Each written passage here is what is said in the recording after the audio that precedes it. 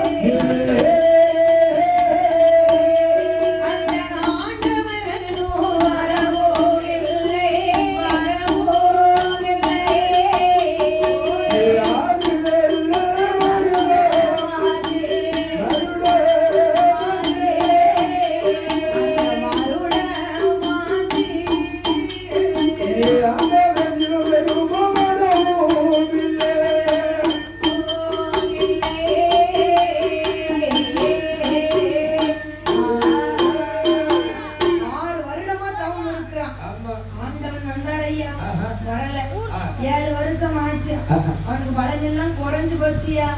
ஏன்னா சாப்பாடு இல்லாம உறக்கத்தையும் வெறுத்து 12 வருஷமா தவம் இருக்கான். 12 வருடமாக தவம் இருந்து பகவான் வந்தார் ஐயா. வந்த பாடு தெரியல. அப்படி 12 வருடமாக தவம் இருந்த பொழுது அவனை சுத்தி காற்றடித்து மணல் குவித்து ஒரு கரையம் குச்சே வளர்ந்திருக்கு. ஏன்னா 12 வருஷம் ஒரே இடம், ஒரே சிந்தனை, ஒரே நினைப்பு. யாரு மேல? கீழ் வீட்டுக்காரி மேலையா? பகவான் மேலையா? கடவுளை எண்ணி தவம் இருக்க போய் அவனை சுத்தி ஒரு குச்சு வளர்ந்திருக்கு. புத்துக்குள்ள இருந்து அப்படியே தவம் இருந்து கொண்டு இருக்கிறான்.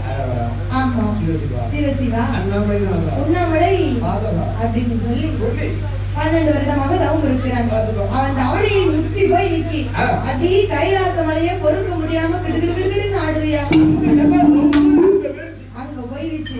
அப்படி கைலாச மலை கிடுகிடுன்னு ஆடுகிற பொழுது பார்த்தாள் பார்வதி.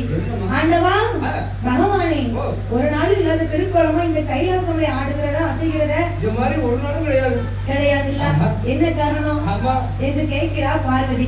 ஆமா பார்வதி, இந்த கைலாச மலை ஆடுவதற்கு காரணம் என்ன தெரியுமா? என்னை நோக்கி பூலோகத்துல ஒரு மானிடவன் தவம் இருக்கிறான். மானிடர் இல்ல, மானிட மனுஷன்.